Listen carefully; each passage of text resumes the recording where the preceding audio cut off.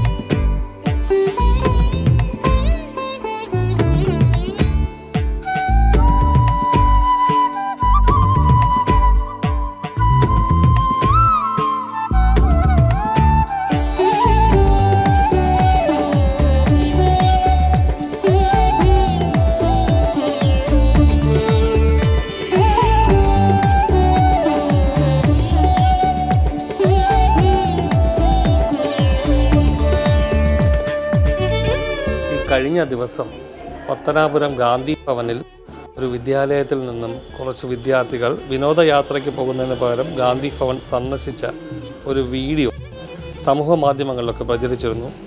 ഒരുപക്ഷെ ആ വീഡിയോ തന്നെയായിരിക്കും നമ്മൾ ഇന്ന് ഈ ഒരു വാർത്ത ചിത്രീകരിക്കാൻ പ്രചോദനമായത്. നമ്മളിൽ പലരും, നമ്മളിൽ എല്ലാ ആളുകളുടെയും കണ്ണ് നനയിക്കുന്ന ഒരു കാഴ്ചയാണ് ആരാരുമില്ലാതെ ഉപേക്ഷിക്കപ്പെടുന്ന ഇത്തരം അമ്മമാരൊക്കെ. ഇവർക്കൊക്കെ ബന്ധുക്കളുണ്ട്, മക്കളുണ്ട്, ഭർത്താക്കന്മാരുണ്ട്. പലരും ഇവരെ അന്ന് ആരും നോക്കാനില്ലാതെ ഉപേക്ഷിക്കപ്പെട്ട നിലയിൽ ഇത്തരം പുനരധിവാസ കേന്ദ്രങ്ങളിലേക്ക് എത്തിച്ചേരുന്നതാണ്. ഇവരുടെയൊക്കെ അവസ്ഥ ഇവിടെ വരുന്നതിന് മുൻപൊക്കെ വളരെ പരിതാപകരമായ പല അവസ്ഥയിലും ജീവിച്ച ഈ അമ്മമാരൊക്കെ ഈ പത്തനാപുരം ഗാന്ധി ഭവനാകട്ടെ, ഇപ്പോൾ നമ്മൾ നിൽക്കുന്ന വർക്കലയിലുള്ള പുനർജനി എന്ന ഒരു പുനരധിവാസ കേന്ദ്രം, ഈ സ്ഥാപനങ്ങളൊക്കെ അവിടേക്ക് എത്തിച്ചേർന്ന ശേഷം ഇവരെ ശരിക്കുള്ളൊരു ജീവിതത്തിലേക്ക് മടക്കിക്കൊണ്ടുവരാൻ വേണ്ടി ഈ സ്ഥാപനങ്ങളൊക്കെ പരിശ്രമിക്കുന്നുണ്ട്. ഈ അമ്മമാരൊക്കെ അത്തരത്തിൽ ഇവിടെ സംരക്ഷിക്കപ്പെടുന്നു എന്നറിയുന്നതിൽ വലിയൊരു സന്തോഷം അതുണ്ട്. അപ്പോൾ ഈ ഒരു വാർത്തയിലേക്ക് നമ്മൾ നേരത്തെ സൂചിപ്പിച്ച പോലെ എത്താനുള്ളൊരു സാഹചര്യം എന്ന് പറഞ്ഞാൽ പത്തനാപുരത്ത് കണ്ട ആ ഒരു ദൃശ്യങ്ങൾ തന്നെയാണ്. നമ്മുടെ എല്ലാ മനുഷ്യൻ്റെയും കരളലിയിപ്പിക്കുന്ന ദൃശ്യങ്ങളായിരുന്നു. ചില കുട്ടികൾ, സ്കൂൾ കുട്ടികൾ അവിടെ എത്തുകയും അവിടെയുള്ള ആ അമ്മമാരെ കാണുമ്പോൾ അവർ പൊട്ടിക്കരയുന്ന ദൃശ്യങ്ങളൊക്കെയാണ് നമ്മൾ കണ്ടത്. അപ്പോൾ ഇതൊരു ഓർമ്മപ്പെടുത്തലാണ്. ഞാനൊരു കാര്യം ഈ ഒരു അവസരത്തിൽ പറയാൻ ആഗ്രഹിക്കുന്നു. നമ്മുടെയൊക്കെ വീടുകളിൽ പലപ്പോഴും പല ആഘോഷങ്ങളും നടക്കാറുണ്ട്. ബർത്ത്ഡേ ഫങ്ഷൻസ് ആകട്ടെ, മറ്റു ചടങ്ങുകളൊക്കെ ആകട്ടെ. അപ്പോൾ നമ്മളൊക്കെ എല്ലാവരും അതിനൊക്കെ വേണ്ടിയിട്ട് ധാരാളം പൈസയൊക്കെ ചിലവഴിക്കാറുണ്ട്. പക്ഷേ ഒന്ന് മനസ്സിലാക്കണം, ആ ആഘോഷങ്ങളൊക്കെ ആ ദിവസം കഴിയുമ്പോൾ അവിടെ കഴിയുന്നു. അതിനപ്പുറത്തോട്ട് പ്രത്യേകിച്ച് ഒന്നും സംഭവിക്കാറില്ല. കുറേ ബന്ധുക്കളും സുഹൃത്തുക്കളും ഒക്കെ ആഘോഷത്തിൽ പങ്കെടുക്കുന്നു. അവർ ആഘോഷങ്ങളൊക്കെ കഴിഞ്ഞ് മടങ്ങിപ്പോകുന്നു. ചിലർ ഈ നടത്തിയ ആഘോഷങ്ങളൊക്കെ കുറേ കുറ്റങ്ങളും കുറവുകളൊക്കെ പറയുന്നു. അങ്ങനെയൊക്കെ സംഭവിക്കുന്നുള്ളൂ. അതിനപ്പുറം പ്രത്യേകിച്ചൊന്നും സംഭവിക്കുന്നില്ല. എന്നാൽ നമ്മളൊക്കെ ചിന്തിക്കേണ്ട ഒരു കാര്യമുണ്ട്. അത്തരം ആഘോഷങ്ങളൊക്കെ നമ്മളെ വീട്ടിൽ നടക്കുമ്പോൾ ഈ അമ്മമാരെ ഒന്ന് ഓർത്തിട്ട് നേരത്തെ ആഹാരം ഇവർക്ക് വേണ്ടിയിട്ട് നമ്മൾ ആ ചിലവഴിക്കുന്ന പൈസയിൽ നിന്ന് കുറച്ച് പൈസ മാറ്റി വെച്ച് ഈ അമ്മമാരുടെ അടുത്തെത്തി ഇവർക്കൊരു നേരത്തെ ആഹാരം കൊടുക്കുകയും ഇവരോടൊപ്പം നമ്മൾ ആ ആഹാരം കഴിക്കുന്ന ഒരു സാഹചര്യമൊക്കെ ഉണ്ടായാൽ ഇവരുടെ ഒക്കെ പ്രാർത്ഥന നിങ്ങൾക്കും എനിക്കും ഈ കാണുന്ന എല്ലാവർക്കും ഉണ്ടാകും, അവരുടെ കുടുംബത്തിനും ഉണ്ടാകും. അപ്പോൾ അത്തരം ഒരു പുണ്യപ്രവൃത്തിയിൽ ഏർപ്പെടാൻ എല്ലാ ആളുകളെയും ഈ ഒരു അവസരത്തിൽ ഞാൻ ഓർമ്മപ്പെടുത്തുകയാണ്. നമ്മൾ ആർക്ക് വേണ്ടിയിട്ടാണോ ആ ദിവസം ആഘോഷിക്കുന്ന അവർക്ക് ഈ അമ്മമാരുടെയൊക്കെ പ്രാർത്ഥന ഉണ്ടാകും. നമ്മൾ ഈ സ്ഥാപനത്തിൻ്റെ ട്രസ്റ്റി കൂടിയായ ഒരാളിനെ പരിചയപ്പെടുകയാണ്. എങ്ങനെയാണ് പേര്? പേര് മായാദേവി സാർ. നിങ്ങൾക്ക് ട്രോസിജനുമായിട്ടുള്ള ബന്ധം എന്താണെന്ന് പ്രേക്ഷകർ? ഞാൻ ട്രോസിയുടെ വൈഫാണ്. വൈഫാണ്. അപ്പോൾ നിങ്ങൾക്ക് 4 മക്കളുണ്ടെന്നാണ് നമ്മൾ മനസ്സിലാക്കുന്നത്. കുടുംബവും മക്കളും പിന്നെ ഇവരൊക്കെ നോക്കുന്നതിലൊക്കെ നിങ്ങൾ വളരെ സജീവമായിട്ട് നിൽക്കുന്നുണ്ട്. ഇതൊക്കെ എങ്ങനെയാണ്? നമുക്ക് ഇവരുടെ ഞങ്ങളുടെ കുടുംബം എല്ലാവർക്കും ഇതിനോടൊപ്പം ആത്മാർത്ഥമായിട്ട് സേവനം ചെയ്യുന്നതിനാണ് കൂടുതൽ താല്പര്യം. എന്ന് വെച്ച് കഴിഞ്ഞാൽ ഈ അമ്മമാർ തീർത്ത് ആരും ഇല്ലാത്തവരാണ്.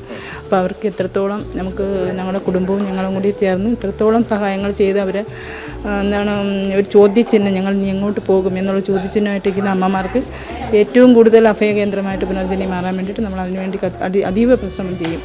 കഠിനമായിട്ട് എന്തൊക്കെ ചെയ്യാൻ പറ്റും അതിനെന്താ. ഏത് മേഖല എടുത്താലും ആ മേഖലയിലുള്ള ഒരു ആണിൻ്റെ വിജയത്തിന് പിന്നിലൊരു സ്ത്രീ ഉണ്ടാകും എന്ന് പറയും. അപ്പോൾ അതാണ് നിങ്ങളല്ലേ ഈ ഒരു മേഖലയിൽ വിജയിച്ച ഒരാളെന്ന് തന്നെ? എനിക്ക് 100% പരിപൂർണമായിട്ട് എനിക്ക് പറയാൻ പറ്റും. 100% പുള്ളി ഇവിടെ സജീവമായിട്ട് എപ്പോഴൊക്കെ വരാറുണ്ടോ? ഞാൻ എന്ന് വെച്ച് കഴിഞ്ഞാൽ എനിക്ക് എത്താമെന്ന മാക്സിമം ഞാൻ അവർ എന്ന് വെച്ചാൽ കൂടുതലും അമ്മമാർക്ക് സ്പോൺസേഴ്സാണ്. അപ്പോൾ ഞങ്ങൾ അവർക്ക് ഓരോ നേരത്തെ ഭക്ഷണവും ഞങ്ങൾ ഓരോ ടൈമിങ്ങിന് വേണ്ടി കണ്ടെത്തുകയാണ് ചെയ്യുന്നത്. പിന്നെയുള്ള സ്പോൺസേഴ്സ് തന്നെ ചെയ്യുന്നതുകൊണ്ട്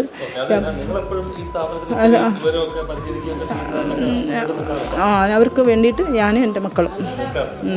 അപ്പോൾ വേറൊന്നുമല്ല, അപ്പോൾ അവരാ പറഞ്ഞ കാര്യം നമുക്ക് പ്രേക്ഷകർക്കൂടെ ഒന്ന് ബോധ്യപ്പെടണമല്ലോ.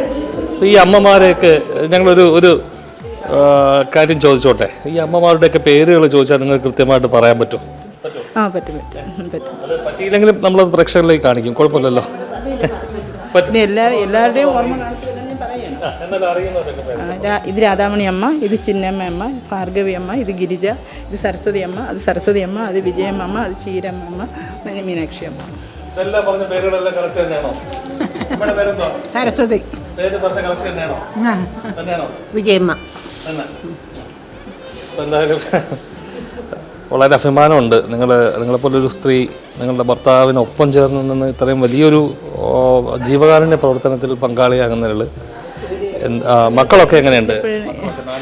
4 മക്കളാണ്. 4 മക്കളും ഇതിനോടൊപ്പം ഞങ്ങളോടൊപ്പം എല്ലാത്തിനും എന്തിനും ഇറങ്ങി തിരിച്ചിരിക്കുകയാണ്. ഇപ്പോൾ ഒരു നിമിഷം നമുക്ക് എന്തെങ്കിലും ഇത് നോക്കാൻ കഴിഞ്ഞില്ല എന്നുണ്ടെങ്കിൽ അവർ അത് മാനേജ് ചെയ്തുകൊണ്ടിരിക്കും. പിന്നെ ഇൻ കേസ് ഹോസ്പിറ്റലിൽ നിൽക്കാനും ബൈസ്റ്റാൻഡ് കിട്ടിയില്ല എന്നുണ്ടെങ്കിൽ അവരിൽ ഒരാൾ ഇറങ്ങും. എന്ന് വെച്ചാൽ കൂടുതലും കിടപ്പ് രോഗിക്ക് പെട്ടെന്ന് നമുക്കൊരു ബൈസ്റ്റാൻഡ് കിട്ടാനില്ലാത്തൊരവസ്ഥ പല സാഹചര്യങ്ങളിലും വന്നിട്ടുണ്ട്.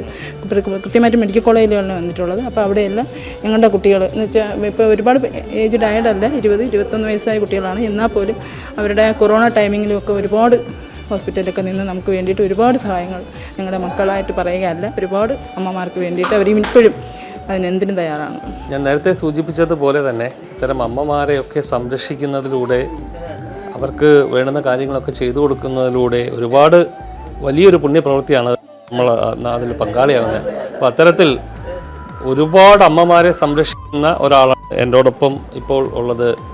വർക്കലയിൽ പ്രവർത്തിക്കുന്ന പുനരധിവാസ കേന്ദ്രത്തിൻ്റെ ട്രോസി ജയൻ. ഓക്കെ, താങ്കൾ എത്ര വർഷമായിട്ട്? ഒരുപക്ഷെ ഞാനൊരു പ്രേക്ഷകർക്ക് മനസ്സിലാവാൻ വേണ്ടിയിട്ടാണ് പറയുന്നത്. ഇദ്ദേഹം ഞങ്ങൾക്കൊക്കെ വർഷങ്ങളായിട്ട് അറിയാവുന്ന ഒരാളാണ്. അദ്ദേഹം വർഷങ്ങളായിട്ട് ഈ ഒരു മേഖലയിൽ പ്രവർത്തിക്കുന്ന ആളാണ്. ഒരുപാട് അമ്മമാരെയും അച്ഛന്മാരെയൊക്കെ ഇവിടെ എത്തിച്ച് സംരക്ഷിക്കുന്നുണ്ട്. പക്ഷേ പലപ്പോഴും ഞങ്ങളൊക്കെ ചില അവസരങ്ങളിലൊക്കെ ഇദ്ദേഹത്തിന് ഒരു അനിഷ്ടമുണ്ടാക്കുന്ന വാർത്തകളൊക്കെ പല സാഹചര്യങ്ങളിലും ചെയ്യേണ്ടി വന്നിട്ടുണ്ട്. പക്ഷെ അദ്ദേഹം അതൊക്കെ തിരുത്തിയും പോയിട്ടുണ്ട് അല്ലേ? അത് മാങ്ങയുള്ള മാവിൽ മാത്രമല്ലേ കല്ലെറിയുള്ളൂ. അപ്പോൾ അതുകൊണ്ട് ഞാനൊരു മാവായിട്ട് നിൽക്കുകയാണ്. ആ മാവിൽ മാങ്ങ പിടിച്ച് കിടക്കുന്നു, അത് ആവശ്യക്കാർ എറിഞ്ഞെടുക്കുന്നു അല്ലെങ്കിൽ തകർക്കുന്നു എന്നുള്ളത് മാത്രമേ വിശ്വസിക്കാറുള്ളൂ. മാവ് ആകുമ്പം മാങ്ങ കായ്ക്കും, പൂക്കും, വീണ്ടും അത് കൊഴിഞ്ഞ് വീഴും, വീണ്ടും പുതിയ മാവ് വരും, മാങ്ങ വരും. അതിന് വേറെ അർത്ഥങ്ങളൊന്നുമില്ല. ഞാൻ നേരത്തെ സൂചിപ്പിച്ച പോലെ ഇപ്പോൾ ഇദ്ദേഹത്തിൻ്റെ ഈ പ്രവർത്തനമൊക്കെ ആരംഭിച്ച ആദ്യ ഘട്ടങ്ങളിൽ നമ്മളിപ്പോൾ പ്രത്യേകിച്ചും ഇതുപോലുള്ള സ്ഥാപനങ്ങളൊക്കെ എപ്പോഴും ഒരു നൂൽപ്പാലത്തിലൂടെ യാത്ര ചെയ്യുന്നു എന്നും കരുതാൻ. അപ്പോൾ തുടക്കകാലങ്ങളിലൊക്കെ ഒരുപാട് പ്രതിസന്ധികൾ ഇദ്ദേഹം നേരിട്ടിട്ടുണ്ട്. ഒരു മാധ്യമം എന്നുള്ള നിലയിൽ നമ്മളും പലപ്പോഴും ചില കാര്യങ്ങളൊക്കെ വാർത്തകൾ റിപ്പോർട്ട് ചെയ്തിട്ടുണ്ട്. പക്ഷേ അദ്ദേഹത്തിൽ കണ്ട ഒരു ഗുണം എന്ന് പറഞ്ഞാൽ അത്തരം കാര്യങ്ങളൊക്കെ ആത്മാർത്ഥമായിട്ട് ശ്രമിച്ചിട്ടുണ്ട്. പക്ഷേ വേറൊരാളാണെങ്കിൽ ഒരു പക്ഷേ ഇട്ടിട്ടൊക്കെ ഓടിയാണ് അല്ലേ? തീർച്ചയായിട്ടും. കാരണം എന്ന് പറഞ്ഞു കഴിഞ്ഞാൽ ആ രീതിയിലുള്ള അപരാധങ്ങളൊക്കെ നമ്മളെക്കുറിച്ച് പറഞ്ഞു കളയും. അപ്പോൾ അത് പറയുമ്പോഴത്തേക്ക് ഓട്ടോമാറ്റിക്കലി നമുക്കിത് വേണ്ട, ഇനി മതിയായിട്ട് പൊക്കളയാം എന്നൊക്കെ തോന്നിക്കളയും. പക്ഷേ ഞാൻ വന്നത് എനിക്ക് ജീവകാരുണ്യ പ്രവർത്തനം ചെയ്യാൻ വേണ്ടി ഒരു സ്ഥാപനം വേണമെന്നുള്ളൊരു ആഗ്രഹമുള്ള ഒരാളല്ല.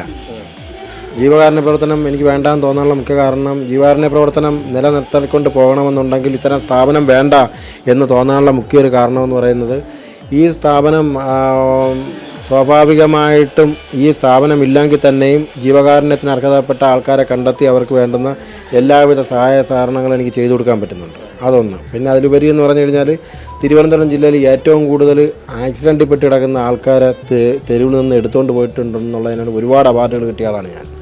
ഇപ്പോൾ ഏറ്റവും ഒടുവിൽ ആറ്റിങ്ങൽ മാമത്തൂർ ഒരു കുട്ടിയുടെ ഒരു അഡ്വക്കേറ്റിൻ്റെ റോഡിൽ വീണ് കിടന്ന, അതെ, KSRTC ബസ്സല്ല, അത് ടാങ്കർ ലോറി കയറി ഇറങ്ങി മരണപ്പെടുകയും അതിൻ്റെ ഹൃദയവും തലച്ചോറും എല്ലാം റോഡിൽ തന്നെ ഉപേക്ഷിച്ചുകൊണ്ട് പോവുകയും അതൊക്കെ ഒടുവിൽ ഞാൻ നുള്ളിപ്പറക്കി കൊണ്ടുവന്ന് വയ്ക്കുന്നത് വലിയ വാർത്തകളായതാണ്, വിവാദങ്ങളായതാണ് അത്. പിന്നെ അതുപോലെ നമ്മളെ ബ്ലോക്ക് പഞ്ചായത്ത് പ്രസിഡന്റ് എൻ്റെ ഫാദർ ആ കാർ ആക്സിഡൻറ്റ് പറ്റി കിടന്നു. അദ്ദേഹത്തിന് ഞാൻ അതിൻ്റെ തൊട്ടടുത്ത ദിവസം കല്ലമ്പലത്തിന് എടുത്തുകൊണ്ട് പോകേണ്ടി വന്നു. അപ്പോൾ അതൊക്കെ ഇങ്ങനെ ഓരോ അവസരങ്ങളാണ്. ബ്ലോക്ക് പഞ്ചായത്ത് പ്രസിഡന്റ് അദ്ദേഹത്തിൻ്റെ ഫാദർ. അപ്പോൾ അതുപോലെ ഇങ്ങനെയുള്ള ഒരുപാട് കാര്യങ്ങൾ നമുക്ക് ചെയ്യേണ്ടി വന്നു. അപ്പോൾ ഇങ്ങനെയുള്ള ഒരുപാട് എന്ന് പറഞ്ഞാൽ ഞാൻ എടുത്തുകൊണ്ട് പോയി ജീവിതം കൊടുത്തിട്ടുള്ള പലരും ഇന്ന് വർക്കല മൈതാനം ഉൾപ്പെടെയുള്ള സ്ഥലങ്ങളിൽ ബിസിനസ്സുമായിട്ടിരിക്കുന്ന പലരും ഉണ്ട്. അതൊന്ന് അണ്ടർപാസ് അതിൻ്റെ അല്ലെങ്കിൽ പൗഡർ ഫാം ഇട്ടേക്കുന്ന ഒരു പയ്യനാണ്. അത് മരണപ്പെട്ടു എന്ന് കരുതി വാഴയിലേക്കിട്ട് മൂടി കളഞ്ഞിട്ട് പോയതാണ് ആളുകൾ. പക്ഷേ ഞാൻ ചെന്ന് യാദൃച്ഛികമായിട്ട് വരുന്നു, കാണുന്നു, അതിന് ചെറിയ തുടുപ്പുണ്ടായിരുന്നു, എടുത്തുകൊണ്ട് പോയി. അതിനെപ്പോഴും ജീവൻ വന്നു. ഇപ്പോൾ അദ്ദേഹം അവിടെ പൗൾട്രി ഫാമൊക്കെ ഇട്ട് സുഖമായിട്ട് ജീവിക്കുന്നു. അങ്ങനെ ഒരുപാട് പേരുണ്ട് നിലവിൽ. ഒരുപാട് നിങ്ങളെ പറ്റി ഞങ്ങളൊക്കെ മനസ്സിലാക്കുന്ന ഒരു കാര്യം എന്ന് പറഞ്ഞാൽ, നിങ്ങളൊരു ദിവസത്തിൻ്റെ 24 മണിക്കൂർ, പല ദിവസങ്ങളിലും നിങ്ങൾ രാത്രിയിലൊക്കെ ജീവമായിട്ട് ഇവർക്കൊക്കെ വേണ്ടി പ്രവർത്തിക്കുന്നതാണ് നമ്മൾ പലപ്പോഴും കണ്ടിട്ടുണ്ട്. അപ്പോൾ നിങ്ങളുടെ കുടുംബജീവിതം പോലും ചിലപ്പം നിങ്ങൾ കുടുംബത്തിന് വേണ്ടി പോലും സമയം കണ്ടെത്തുന്നത് വളരെ ചുരുങ്ങിയ സമയമായിരിക്കും എന്ന് ഞങ്ങൾ വിശ്വസിക്കുന്നു. കാര്യം ഞങ്ങൾ പലപ്പോഴും അത് അറിഞ്ഞിട്ടുണ്ട്, കണ്ടിട്ടുണ്ട്, കേട്ടിട്ടുണ്ട്. അപ്പോൾ ഇതും കുടുംബവും ഒക്കെ ആയിട്ട് ഒരുമിച്ച് കൊണ്ടുപോകാൻ പറ്റുന്നുണ്ടോ? കുടുംബജീവിതവും സാമൂഹിക പ്രതിബദ്ധതയും എന്ന് പറയുന്നത്, അല്ലെന്നുണ്ടെങ്കിൽ ജീവകാരുണ്യ പ്രവർത്തനം എന്ന് പറയുന്നത് രണ്ടും രണ്ട് മേഖലയായിട്ട് കണ്ടു കഴിഞ്ഞാൽ ആ കണ്ടു കാണുന്നവൻ്റെ കുടുംബവും തകർന്നു പോകും, ജീവകാരുണ്യ പ്രവർത്തനവും തകർന്നു പോകും. നിലനിൽക്കണമെന്നുണ്ടെങ്കിൽ ആദ്യം ജീവിതവും കുടുംബമൊക്കെ വേണം. ആ കുടുംബം ഉണ്ടെങ്കിൽ മാത്രമാണ് ഇത്തരം സ്ഥാപനങ്ങൾ കൊണ്ടുപോകാൻ വേണ്ടിയിട്ട്. എനിക്ക് എൻ്റെ മക്കൾ 3-4 പേരുണ്ട്. അപ്പോൾ അവർ ഇതിന് വേണ്ട സഹായങ്ങളെല്ലാം ചെയ്യുന്നുണ്ട്, അവരുടെ കൂടെ എന്നോടൊപ്പം ഉണ്ട്. അപ്പം ഞാൻ ഒറ്റയ്ക്കല്ല എന്നൊരു തോന്നലുണ്ടാകുന്നു. അപ്പം ഫസ്റ്റ് മോസ്റ്റ് ഇമ്പോർട്ടൻറ്റ് ഫാമിലിയാണ്. ഫാമിലി ഉണ്ടെങ്കിൽ മാത്രമേ നിലനിൽപ്പുള്ളൂ. പിന്നെ ഏകനായിട്ട് സഞ്ചരിക്കുന്നു എന്ന് പറഞ്ഞു കഴിഞ്ഞാൽ മിക്ക അവസരങ്ങളിലും ഇങ്ങനെ അപകടങ്ങൾ, പിന്നെ അതുപോലെ രാത്രി കാലഘട്ടങ്ങളിൽ വീട്ടുകാരൊക്കെ ബുദ്ധിമുട്ടുണ്ടാക്കാതിരിക്കാൻ വേണ്ടി രാത്രിയും പകലൊക്കെ ഞാൻ കൂടെ പോകാറുണ്ട്. അവരെയും കൊണ്ട് ഞാൻ കൃത്യമായിട്ടും ട്രിവാൻഡ്രം മെഡിക്കൽ കോളേജിൽ ഇവിടെ എല്ലാ ആശുപത്രികളിലും തന്നെ അറിയാം. രാത്രിയും പകലുമായിട്ട് ഒരുപാട് സമയങ്ങൾ വെളുക്കുന്നവരെ ഉറക്കമൊഴിഞ്ഞ് കാവലിരിക്കുന്ന, മൃതദേഹത്തിന് കാവലിരിക്കുന്നതുകൊണ്ട്, അതുപോലെ ആശുപത്രി കൊണ്ടുപോയിട്ട് ഉറക്കമൊഴിഞ്ഞിരിക്കുന്ന എത്രയോ ദിവസങ്ങളുണ്ടായിട്ടുണ്ട്. ബൈസ്റ്റാൻഡർ ഇല്ലാതെ മെഡിക്കൽ കോളേജിൽ കൂടെ കിടക്കുന്ന ദിവസങ്ങളുണ്ടായിട്ടുണ്ട്. അതിൻ്റെ ഭാഗമാണ്, the part of job. Sijan, ഇത്തരം പ്രവർത്തനം താങ്കൾ ആരംഭിച്ചിട്ട് എത്ര വർഷമായി? ഇപ്പോൾ ഒരുപാട് വർഷമായെന്ന് നമുക്കറിയാം. ആ വർഷങ്ങൾ പിന്നിട്ട് ഇപ്പോൾ ഇന്ന് ഇവിടെ എത്തുമ്പോൾ എന്താണ് നിങ്ങളുടെ ഒരു ഫീലിംഗ്? 1999 തെരുവിൽ അലയുന്ന ആൾക്കാരൊക്കെ ചോറ് കൊടുത്തുകൊണ്ടായിരുന്നു എൻ്റെ തുടക്കം. 1999 അന്ന് മംഗളം ദിനപത്രത്തിലാണ് ആദ്യത്തെ വാർത്ത വരുന്നത്. അന്ന് സജീവ് ഗോപാലൻ, നമ്മളെ മുതിർന്ന പത്രപ്രവർത്തനമായിരുന്നു, അദ്ദേഹമായിരുന്നു ആ വാർത്ത ചെയ്തത്. പിന്നെ അതിനുശേഷം കഴിഞ്ഞാട്ട് തെരുവിൽ അലയുന്നവരൊക്കെയുള്ള നിത്യ അന്നദാന പദ്ധതി, പിന്നെ അതുപോലെ ഈ പാവപ്പെട്ട ദരിദ്രരായിട്ടുള്ള ആൾക്കാർക്ക് വേണ്ടുന്ന ചികിത്സാ ധനസഹായ സംഭരണവും അത് കൊടുക്കും. ഇങ്ങനെ ഒരുപാട് കാര്യങ്ങളുടെ മേഖലകളിലൂടെയൊക്കെ സഞ്ചരിച്ച് വരികയും ഒടുവിൽ ഈ ഒരു സ്ഥാപനങ്ങൾ അല്ലെങ്കിൽ ഇങ്ങനെ വീടുകളിൽ തന്നെ നമുക്ക് യഥാർത്ഥത്തിൽ ആരും അനാഥരല്ല എന്നുള്ളതാണ്. ഇപ്പോൾ ഒരമ്മയ്ക്ക് സ്വന്തമായിട്ട് മക്കളുണ്ട്, അതുപോലെ അവരുടെ ഭർത്താവുണ്ട്, കുടുംബമുണ്ട്, എല്ലാം ഉണ്ട്. പക്ഷേ ആ അനാഥത്വത്തിൽ ഉടനെ തന്നെ അനാഥത്വം വന്ന് ഭവിക്കുകയാണ്. അപ്പോഴാ അനാഥത്വം ഭവിക്കുമ്പോഴത്തേക്ക് അവരെ എന്ത് ചെയ്യണമെന്നൊരു ചോദ്യം വരുമ്പോഴാണ് ഇത്തരം സ്ഥാപനങ്ങൾ അവർക്ക് ആശ്രയിക്കേണ്ടി വരുന്നത്. ഇങ്ങനെ ആശ്രയിക്കേണ്ടി വരുന്ന ഈ ഒരു സാഹചര്യത്തിൽ ആ അമ്മയെ അല്ലെങ്കിൽ ആ അച്ഛനെ ആ വീട്ടിൽ നിന്നും കൊണ്ടുവരുന്ന സമയം മുതൽ ഈ സ്ഥാപനത്തിൽ എത്തുന്നത് വരെ അവർ അനാഥരാണ്. പക്ഷേ ഇതിനകത്ത് കയറുമ്പം സനാതരാണെന്ന് തോന്നിപ്പിക്കുന്നിടത്താണ് ആ സ്ഥാപന മേധാവിയുടെ വിജയം. അല്ലെങ്കിൽ ആ സ്ഥാപനം അത്തരത്തിൽ എത്ര പേരെ നിങ്ങളിവിടെ പുനരധിവസിപ്പിച്ചിട്ടുണ്ട്? 2000 മുതൽ 1999 2004 മുതലാണ് സ്ഥാപനം തുടങ്ങിയിട്ടുള്ളത്. ആ സ്ഥാപനം ഈ 20 വർഷ കാലയളവിനുള്ളിൽ ഏകദേശം ഞാൻ 1000-1200 പേരെയോളം ഞാൻ സംരക്ഷിക്കുകയും അവരെ തിരിച്ച് അവരവരെ വീടുകളിൽ കേസ് പറഞ്ഞു അല്ലാതെ കൊണ്ടുവന്നാക്കിയിട്ടുള്ളതും, അതുപോലെ മിക്കുള്ളവർക്കും മരണാനന്തര ചടങ്ങുകൾ ചെയ്യാൻ മക്കൾ വരാത്തവരൊക്കെ ക്രിയകൾ ചെയ്തിട്ടുള്ളതും, അങ്ങനെ ഒരുപാട് ചരിത്രങ്ങളുണ്ട്. എന്നാലും എന്നാലാവുന്ന രീതിയിലുള്ള ഒരു ഒറ്റയാൾ പോരാട്ടം നടത്തുന്നത് പോലെ സ്ഥാപനം മറ്റുള്ള ആൾക്കാരിൽ നിന്ന് പൊതുജനങ്ങളിൽ നിന്നും വളരെയധികം രീതിയിൽ എല്ലാ പിരിവുകളൊന്നും നടത്താതെയും ആളുകൾക്കോ അല്ലെങ്കിൽ സർക്കാരിനോ യാതൊരുവിധ ബുദ്ധിമുട്ടും ഉണ്ടാക്കാതെ നടത്തിക്കൊണ്ടുപോകുന്നൊരു സ്ഥാപനമാണ്. ഇദ്ദേഹം ഇപ്പോൾ സൂചിപ്പിച്ചതുപോലെ തന്നെ അതൊക്കെ നമ്മളടക്കം വാർത്തയാക്കിയതാണ്. കാര്യം ഇവിടെ എത്തുന്ന പല ആളുകളും അന്തേവാസികളായിട്ടുള്ള ആളുകളൊക്കെ അവരുടെ മരണശേഷം പോലും മക്കളൊക്കെ ജീവിച്ചിരുന്നാൽ അവരൊന്ന് വന്ന് കാണാനോ സംസ്കാര ചടങ്ങുകൾ പങ്കെടുക്കാനോ പോലും പലപ്പോഴും മുതിർന്നിട്ടില്ല എന്ന ദുഃഖകരമായ ഒരു വാർത്തയുണ്ട്. ആ ഒരു സമയത്തൊക്കെ ഒരുപക്ഷെ അവരുടെയൊക്കെ സ്വന്തം മകനായി നിന്നുകൊണ്ട് തന്നെ എന്തൊക്കെ കർമ്മങ്ങൾ ചെയ്യണോ അതൊക്കെ ഇദ്ദേഹം ചെയ്തിട്ടുണ്ട്. അത് വാർത്തയുമായിട്ടുണ്ട്, പലർക്കും അത് അറിയാവുന്നതാണ്. അപ്പോൾ ഞാനൊന്ന് ചോദിച്ചോട്ടെ, ഇപ്പോൾ താങ്കൾ ഇത്രയും അധികം ആളുകളെയൊക്കെ ഇവിടെ സംരക്ഷിക്കുന്നുണ്ട്, ഒരു വലിയ ഉത്തരവാദിത്തപ്പെട്ടൊരു ജോലിയാണ് താങ്കൾ ചെയ്തു വരുന്നത്. ഇവരുടെയൊക്കെ ഭക്ഷണക്രമങ്ങളൊക്കെ എങ്ങനെയാണ്? നമുക്ക് പുനർജനിയിൽ 6 നേരമാണ് ആഹാരം. 6 നേരം കൊടുക്കും? അതെ, രാവിലെ 6:30 ചായയും ബിസ്ക്കറ്റും കൊടുക്കും. അത് നിർബന്ധമായിട്ട് ഒരു ചായയും ബിസ്ക്കറ്റും കഴിച്ചിരിക്കണമെന്നുള്ളൊരു നിർബന്ധമുണ്ട്, അത് കൊടുത്തിരിക്കും. രണ്ടാമത് ബ്രേക്ക്ഫാസ്റ്റാണ്. അത് ഇഡ്ഡലി സാമ്പാർ വട അങ്ങനെയൊക്കെയുള്ള, അല്ലെങ്കിൽ പുട്ട് ഏത്തപ്പഴം ഇങ്ങനെയൊക്കെയുള്ള സാധനങ്ങളായിട്ടുള്ള ബ്രേക്ക്ഫാസ്റ്റ്. അത് കഴിഞ്ഞ് 11 മണിക്ക് പാല് മുട്ട ഇങ്ങനെയുള്ള സാധനങ്ങൾ. 3-ാമത്തെ നേരം. 4-ാമത്തെ നേരം ഉച്ചഭക്ഷണം സദ്യ ആയിരിക്കും. അത് നോൺ വെജ് ആയിരിക്കാം, ചിലപ്പോൾ വെജിറ്റേറിയൻ ആയിരിക്കും. 5-ാമത്തെ നേരം ചായ വട ഇങ്ങനെയുള്ള സ്നാക്സ് ഉൾപ്പെടെയുള്ള. 6-ാമത്തെ നേരം വീണ്ടും രാത്രിയിൽ ഓട്സ് അല്ലെങ്കിൽ കഞ്ഞി ചപ്പാത്തി ഇങ്ങനെയുള്ള സാധനങ്ങളുമായിട്ട് രാത്രിയാണ്. 6 നേരത്തെ ഫുഡാണ് ഇതിൻ്റെ ഇത്. ഈ കാര്യം ഞാൻ പറയുന്നതിനെക്കാട്ടി നല്ലത് ഞാൻ സംരക്ഷണം കൊടുക്കുന്ന എൻ്റെ അമ്മമാർ പറയുന്നതായിരിക്കും. അപ്പോൾ ഇവരുടെ വൈദ്യപരിശോധനയും മരുന്നുകളും ഒക്കെ എങ്ങനെയാണ് നിങ്ങൾ ക്രമീകരിച്ചിരിക്കുന്നത്? സർക്കാർ ഇത്തരം സ്ഥാപനങ്ങൾക്ക് വേണ്ടിയിട്ട് വളരെയധികം കാര്യങ്ങൾ സർക്കാരിൽ നിന്നും ചെയ്തു തരുന്നുണ്ട്. നമുക്ക് ശരാശരി ഒരു മാസം 3 സ്ഥലത്തു നിന്നുള്ള ഡോക്ടേഴ്സാണ് ഇവിടെ വരുന്നത്. ഒന്ന്, നമുക്ക് വർക്കല താലൂക്ക് ആശുപത്രിയിലെ ഒരുപാട് സേവനങ്ങൾ. വർക്കല താലൂക്ക് ആശുപത്രി ഇത്ര ഉള്ളതുകൊണ്ടായിരിക്കാം ഒരുപക്ഷെ ഈ സ്ഥാപനം നടത്തിക്കൊണ്ട് പോകുന്നതിൻ്റെ വിഷമം ഞങ്ങൾ അറിയാത്തത്. അവിടെ എല്ലാ വിധത്തിലുള്ള സൗകര്യങ്ങളും ഡോക്ടേഴ്സ് ഞങ്ങൾക്കുണ്ട്. പിന്നെ അതുപോലെ എല്ലാ മാസവും കൃത്യതയോടുകൂടി ഇവിടെ അതിൻ്റെ പാലിയേറ്റീവ് വിഭാഗം വരുന്നുണ്ട്.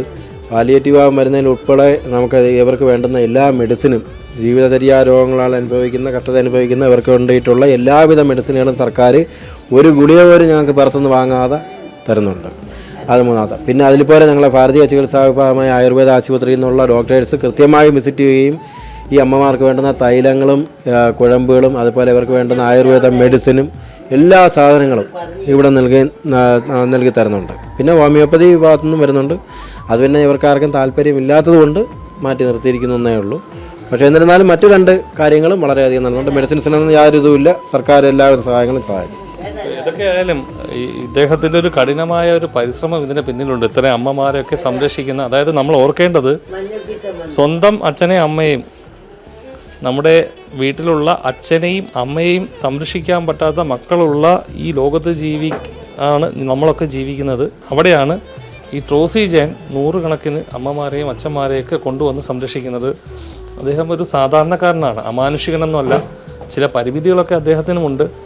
ഇത് കാണുന്ന ഓരോ പ്രേക്ഷകരും നിങ്ങളുടെ ചുറ്റുവട്ടത്തുള്ള, ഇവിടെ ആകണമെന്നില്ല, നിങ്ങളുടെ ചുറ്റുവട്ടത്തുമുള്ള ഇത്തരം സ്ഥാപനങ്ങളിലൊക്കെ ഒന്ന് സന്ദർശിക്കണം. അവരുടെ ജീവിത സാഹചര്യങ്ങളൊക്കെ ഒന്ന് നിങ്ങളുടെ മക്കളെയൊക്കെ ഒന്ന് കാണിക്കണം. വളർന്നു വരുന്ന തലമുറയ്ക്ക് ഇതൊക്കെ ഒരു പാഠമാണ്.